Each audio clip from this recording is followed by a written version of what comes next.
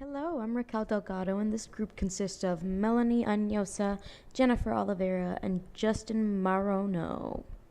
And we're doing a presentation on In the Arms of the Angel, Fly Away. That's right, you guessed it, the ASPCA. But not only that, we're talking about how they helped mental health issues. Enjoy. First question we got, how does your team define social entrepreneurship?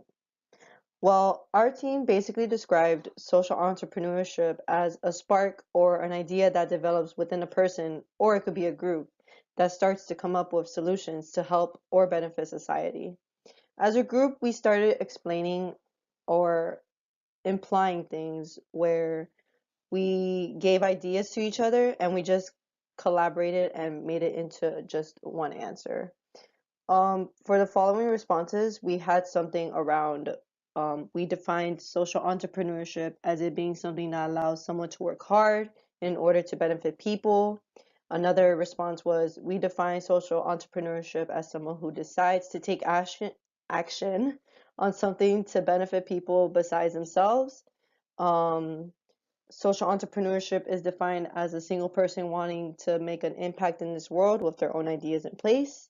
And social entrepreneurship is basically working hard to benefit others.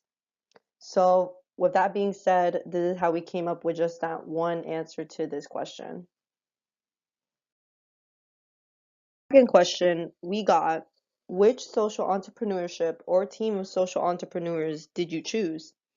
Our team decided to choose the American Society for the Prevention of Cruelty to Animals, which is better known to us as ASPCA, and it's basically a nonprofit organization dedicated to preventing cruelty to animals. We saw like this kind of nonprofit organization in commercials. I don't know if you guys have seen it or you've seen some like sad video or on YouTube or something, but it's like the commercials you see on TV is basically dedicated to ASPCA about animal cruelty and what can we do to prevent it. As for example, donating at least $1 a day or probably adopting a pet that's in need. So that's what we chose. Why did we choose the ASPCA? Our team decided to choose the ASPCA because we admired their selflessness in committing their time to helping stray and helpless animals find a home. Animals can't reciprocate the kindness or even say thank you, and that is why the people at the ASPCA are special. Matthew Bertschacker, President and CEO of the ASPCA, and his mission statement can be summed up in this one quote: helping vulnerable animals and keeping pets in safe and loving homes requires a commitment from all of us. Advocates, pet owners, shelters, leaders, and entire communities. When we work together under a common cause, we're both saving lives and elevating our societies and its laws to ensure cruelty victims and other at-risk animals receive the protection and care they deserve. How ASPCA helps with mental health issues.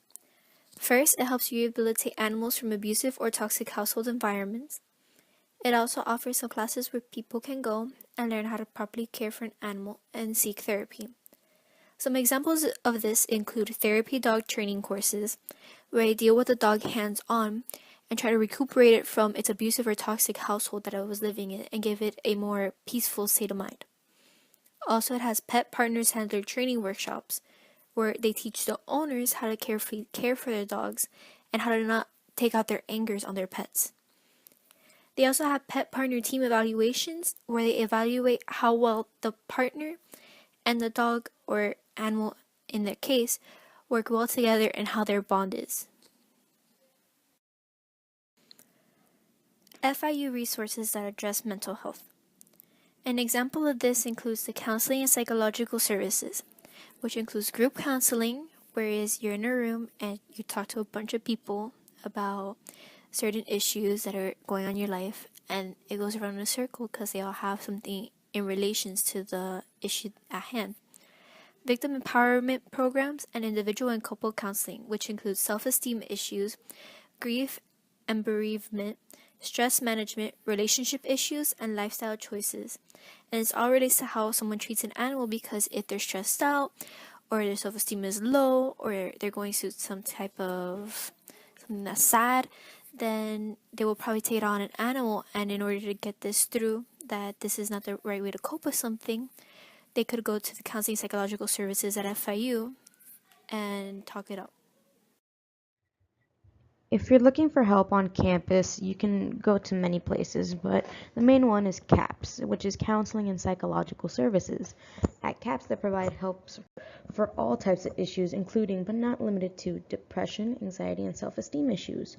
All you have to do is follow Kiwi on campus, and it will lead you to the Student Health Center where CAPS is located. Whether you need couples counseling or private time with a psychologist, CAPS is there to help at no cost. They even have a 24-hour hotline. They do everything in their power to help you through your tough times, so don't hesitate to visit.